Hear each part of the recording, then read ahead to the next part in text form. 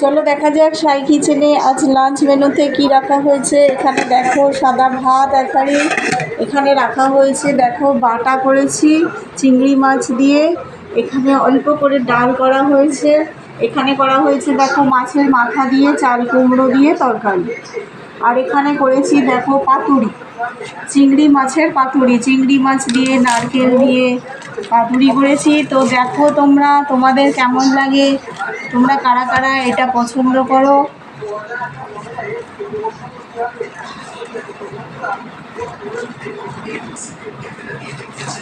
দেখো এখানে রাখা হয়েছে পাতুরি।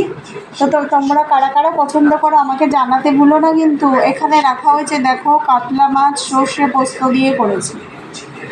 এখানে দেখো রাখা হয়েছে যা গরম পড়েছে আমের চাটনি করা হয়েছে, শেষ পাতে খাওয়ার জন্য রাখা হয়েছে মিষ্টি দই। তো লাঞ্চ আইডিয়া তোমাদের আজ কেমন লাগলো তোমরা কিন্তু কমেন্ট করে জানাতে ভুলো না। টাটা।